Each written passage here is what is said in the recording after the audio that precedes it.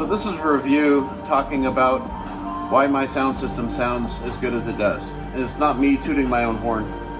This is what makes my sound system sound so good, according to so many people over the last 9 years.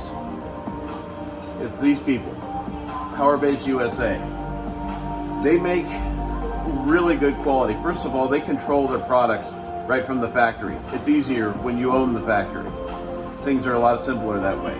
So the factory where these things are made, they actually own the factory.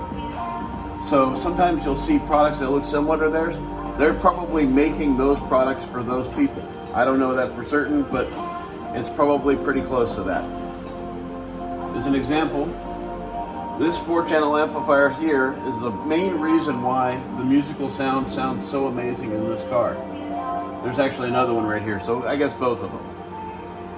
And what's going on here is these amplifiers are capable of handling a tremendous amount of output, but staying musically clean. So when people listen to the car, I'll say, what kind of music do you listen to? And then they tell me, and then I play something similar. Now, I get a lot of people that don't listen to hardcore rap music, dubstep, trap. They listen to either classical or jazz or country or hard rock.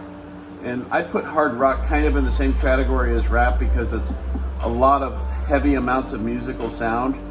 Not in the same category as the type of music. Obviously, it's a different type of music. But as an example, rap music and country music are very similar in the fact that they have lots of deep bass in the music. It's just a given. Rock music is more closely related, hard rock especially, is more closely related to like probably something similar to like classical music. It's lots of sound, but and also hard rock is similar to rap music because it's musically taxing on the speakers. That's what I mean by that. So this 4-channel here in my car actually handles just the front stage of the sound system. That's all this guy does. This guy lives and breathes making music sound really good inside the car. This guy, on the other hand, is these speakers back here, the ones around the sides of the vehicle, or the ones up on the roof rack. That's all this guy thinks about, is making it sound great for people that are out and about. So when I'm driving through Hemet, I'll have the roof rack speakers playing, and sometimes if I feel like it, I'll roll the rear windows down and those speakers will play. And it sounds absolutely brilliant. That's what people tell me. I get demos on the freeway. I mean, how often does that happen? People will pull up at a stoplight and they're like, I can't believe that sounds so amazing. You know, and I play a plethora of music. So what makes this all possible? Well, first of all, I have a Clarion radio up front. And that radio is really kind of a smaller part of it, but it sends a fiber optic signal from the radio to this processor. This processor interprets 12 channels of sound, and believe me, I'm using all 12 channels. I can actually control each one of these amplifiers independently from this processor. That's what this cable right here is. This is my fiber optic cable. So you disconnect that and there's no sound. So next on the agenda is these monoblocks. Each one of these monoblocks handles a pair of subs. So I've got, on the other side of this, I've got 4 15-inch woofers, and this one quite literally controls the 15-inch subs on this side of the car, and then this one on that side of the car. It just makes it easy to figure out, you know, placement. And since both subs are in the same, on the left side are in the same chamber, and then the right side is also an entirely separate chamber from the left side, it makes it easy to figure out issues or anything going on. So this processor gives the ability for Bluetooth, but it also is capable of plugging with a USB right directly into a laptop. Now, anything I do, I typically do it on the fly, and I just hook my phone right up to it, Bluetooth wise, and it makes all the connections as far as making adjustments. That way I can tune the car with being outside the car. I don't have to be, glued to a seat or glued to a chair. I can do, all my adjustments on the fly. Also, I can, that's not just for the subwoofers, it's these speakers here. As an example, these speakers back here, they play at a different volume than the speakers that are in the doors. I have those ones turned up slightly more, and these ones here turned slightly down. In addition, these ones don't play at the same volume as the ones on the roof rack and on the side panels on either side where the rear passenger doors are. Those actually play as a separate setup. Those are actually on 2 channels. So to look at it from a different point of view, this is one channel, this is another channel. This guy is actually tied into this guy, and this guy is tied into this one as component sets. They don't come that way, but that's the way I've got them set up. If you actually buy this set of components, you actually get a pair of these, but they're blacked out completely, like the ones I have on my side panel. I just went with these ones, both in this nice chrome, because it looks prettier than having one of them black and one of them not. So anyways, back to the amplifiers. These amplifiers, another thing that people notice at car shows is when I'm playing it really hard and I'm bumping and I'm playing, whatever kind of music it is, anything from, Steely Dan and Eagles all the way through Kid Cody and I think his name is Demeric or something like that. Or, playing dubstep or trap music or country like Alan Jackson. I was playing that a couple nights ago. The first thing that people notice, I say, go back and take a look at the amps. They don't see anything hot. I don't have a ton of fans going on. I can close this. It doesn't make any difference.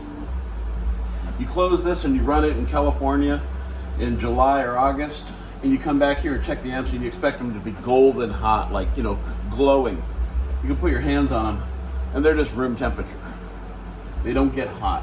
This is something that was really hard for me to grasp the concept of when I was getting my system put together, and the guys at Powerbass, Dave and Eric, said, River, you don't need to do fans. These amplifiers don't need fans. Stop trying to put fans in. Even on this build, I actually had fans at one time or another behind each one of these guys, and one of the fans went out, and I was like, damn, and it was making weird noises, so I clicked it off, and I ran it the rest of the day, and sure enough, these guys were right. These amplifiers don't need fans. These are mounted onto these panels, and there is a air gap behind them, so if you pull these out, you'll see an opening about that big behind each one of the amplifiers. But that was mainly, I put those points in so that it was easier to run wires and stuff. It has little to do with the amplifiers, since the covers are probably on the back. I can't remember, honestly. I think these two actually have the covers off, but because that's when I had the fans. But these ones I never had fans on. In fact, I've never had to cool these amplifiers ever. But as an example here, let me give you an example. This one was replaced 4 years ago. I keep an idea of which one is which. On the bottom of each one of them, they have a number, 1, 2, 3, 4, so on. This guy was replaced, I want to say in 2017. That's like 6 years ago. And I've had this one since 2014. I replaced out my XTA series, and this guy here is the oldest of all the amplifiers in this setup. I got these two when I built the sound system that had the 815s in it, and that was loud. And that's, by the way, available on the Powerbass website. If you go to the garage, go to the second page, you'll see my car, and that's when I had the 815s in here, and I had racks of these things, just like they're in the catalog. If you go to the page 2 of the catalog, you flip it open, the new catalog for 2023, bottom right corner, you'll see when I had a stack of them, but they're also on the website in the garage. So the biggest part of this sound system that makes everything sound good is I eliminated having to run RCA cables from the radio to the back to the processor. And I've run a processor for probably the last 6 or 7 years, 6 years at least, that I can think of. And then from this, it comes in here, does its little brain scrambling stuff, and then goes out to the channels. And you can see I've got all 6 channels hooked up here. I don't know if you can see it in the picture, in the video. But 1, 2, 3, 4, 5, 6. So this guy here correlates to this amplifier, and this one here correlates to this amplifier. And that way I can accurately control each one of the amplifiers proper. I've got the gains on each one of these ones set absolutely perfect, and then from the processor I can do the gain matching directly and get everything just exactly perfectly tweaked. By the way, another thing about the way this sound system sounds, I don't have any equalization or tri-band setup or any kind of musical improvements to the audio path. My dad was a studio musician for probably 25 years, and he always said, it's not what you add, it's what you take away. And so I set the sound system up to be completely musically flat. This is zeroed out. There are no musical improvements. I didn't add a little bit of treble here at like 4,000 or lower a little bit here. I did everything through the processor on the crossing off points and band passing. So as an example, I set up my subs in a Zobel or a band pass. So anything below 26 hertz, my subs will not play. Doesn't matter anyways. They're not designed to play that anyways. Oh, well, you should be able to get 20 hertz or something like that. Well, yeah, theoretically, I guess. But what I found is the woofers are just moving and they're not actually producing any bass waves, even at 20 feet away. So it really didn't matter. So Dave Myers, one of the geniuses at Powerbass, said, River, just cross it off at 24 to 26. I did that. So then it's on the other side of it. I've got it crossed off upwards of, I think, about 62 or 61. And once again, it's musically flat. I didn't add any bass or anything. Nope. That's another thing. Don't add loudness or bass boost on your amplifiers. All you're doing is adding just additional distortion. It may sound good initially, but eventually you're going to hurt your speakers or your amp. So anyway, so those are set up. And then these guys, as an example, I can tell you definitively, these are cost off at 129. These are on a Butterworth 48-bit, Butterworth 48 crossover point. So essentially it looks like this and then drops right off. There is nothing. These do not play below 129, and it wouldn't make any difference anyways. These are mid-range drivers and tweeters. These guys, they're protected out. These ones actually start playing music someplace around 5,000. So it's hard for people to grasp the concept, but I don't have a lot of mid-bass drivers in my car. I actually have 2 mid-bass drivers in the entire car. In the doors, the ones that are closest to the kick panels, the 6.5-inch speakers, the smaller ones, those are the only mid-bass drivers in this car. And when I'm doing car shows and playing, really loud bass and stuff like that, they are cut down so low that you can probably barely hear them if you put your ear to them. Those and the speakers on the dashboard are turned way down, and the ones on the doors are turned way up. When I'm driving around town playing music and enjoying, the other speakers, the 8s and the horns, are turned way down, and my 3-way components are turned way up because they sound so much better musically for like a sound stage. That's why I put my speakers up on the A-pillars, is I wanted a beautiful music stage. I want to hear Stevie Nicks screaming her voice out across my dashboard. I want to imagine Mick Fleetwood is on the dashboard pounding on his drums. I want to be able to hear that image, and that's what that's all about. So when I'm driving and enjoying music, that's the way I've got my 3-way setup, and that's the only time I will enjoy my mid-bass drivers. The rest of the time, it's all the mid-range speakers, and these are no slouch either. I can't remember exactly what they weigh. I'll look it up in the catalog, but they feel like they weigh 10 pounds a piece, at least. This is an 8-inch driver that has a 7.5-inch magnet on the back of it. They barely fit through the hole. And they probably had to make them just a little bit shallow because of the spring clips that are on the back of them so they would fit. Otherwise, you'd be having to douse them out. By the way, these guys, genius design. Most horns, when you put them in, the opening for the horn hole mounting surface is almost the same size as the actual horn itself. These ones, I've got meat for these screws easily. So they made these really nice. They're neodymium. They're only about maybe an 1.5 inches deep or something. They're super shallow. Gone are those days where you had a horn that was 3 inches and a depth of 4 inches. Yeah, these sound amazing, by the way. And that's another thing. This is a musical setup. This is not an SPL build. I didn't want an SPL build. Powerbass told me flat out several years ago, we don't care if you do an SPL build or not. We would prefer a musical build. We want you to go to music shows and introduce people to the brand and introduce people to the musical sound. And that's what I do. That's why I go to, you know, in a given car show season, I'll go to 12 to 25 shows, and SPL shows I might go to 1, maybe 2. Every year I test what the sound system is, and once I have an idea of what it is, I move on. There's no reason for me to continue to go to an SPL show because this is not an SPL build. I didn't want an SPL build. Sure, it does have a 4th order box in there, but if you listen to this thing, it sounds amazing. I'm listening to this right now, music playing, and it's enjoyable. It's, you know, it's not, the bass is like this, and then the musical sound is like this. I have rebased music, but I mostly listen to musical music sound. This particular track, I've been listening to this probably for, gosh, I think I downloaded this 11 years ago, maybe 12 years ago. Back in 2010 or 2011 when I got the car, actually. By the way, I bought this car brand new from the factory. I ordered it from the fleet department. I wanted this particular number. These come in release numbers. This is a release series.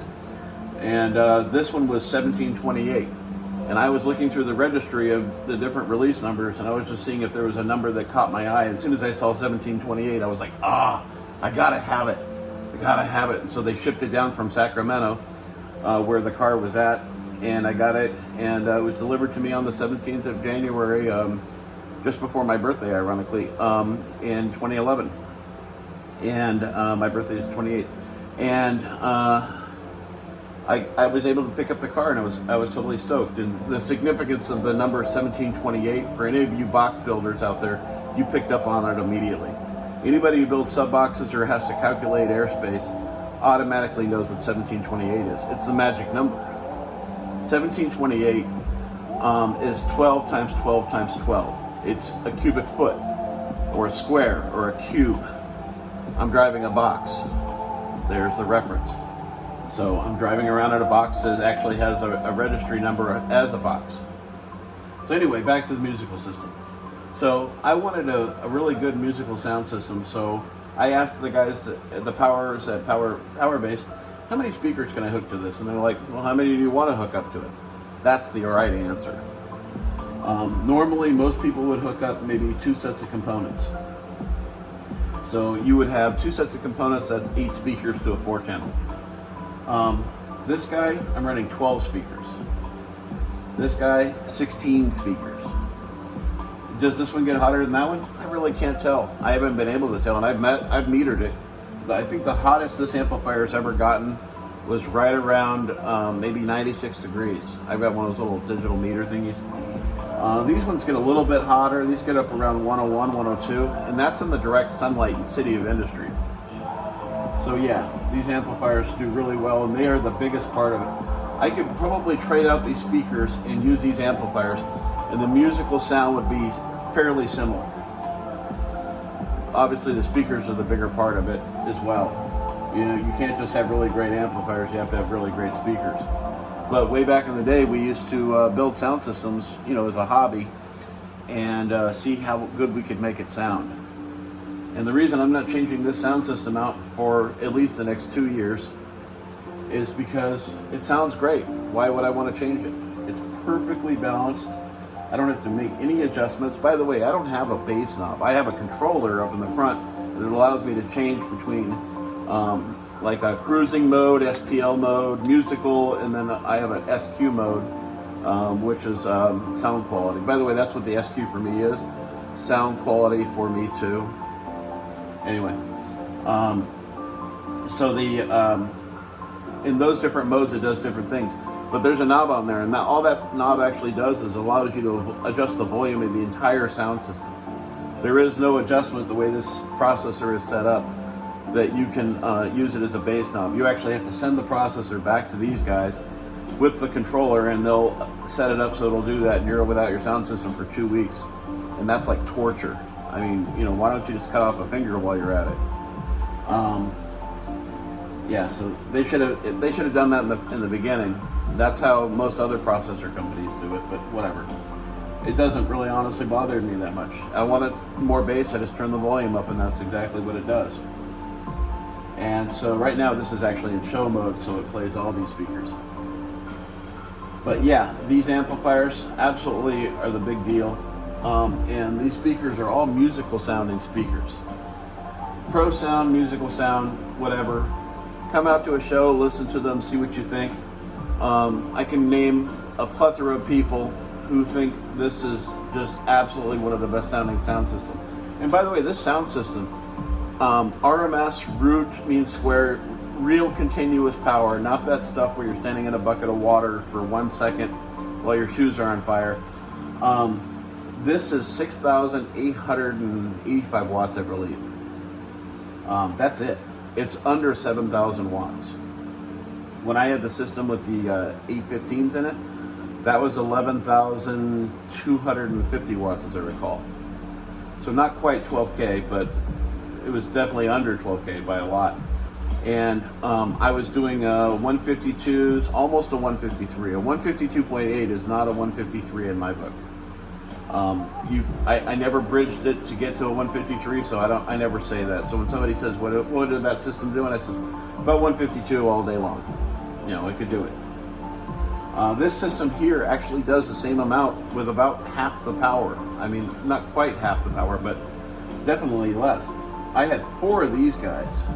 Now I only have 2 of them, and I still have these 2 amplifiers from when I did that sound system. It just sounds musically great. That's all I gotta say. So if you're looking for a really good brand of amplifiers and speakers, I would consider getting the power bass ones. Honestly, not just because, you know, it says here and whatever. Even if I wasn't involved with power bass at some level, I'd still be running their stuff. My wife's truck has power bass in it. The last time that truck had any involvement with power bass directly, I think Obama was still president. That tells you something. Yeah, so the truck's got power bass in it, and I'll probably end up eventually putting a 15-inch sub in that truck if she ever lets me. We'll see how that works out. But yeah, these sound absolutely musical. I heard these guys in 2009. I was in love with them. I immediately bought a pair of speakers when I bought this car, and I was disappointed with the brand of speakers that I bought. And as soon as I could afford it, I bought a set of the 3-way components, and I've had them ever since. I think I've blown 1 tweeter in 8 years. Figure that out. Oh, I did go through 1 mid, and it was because I took it out when I was doing a system change, and I dropped it, and then it wouldn't play. That's on me.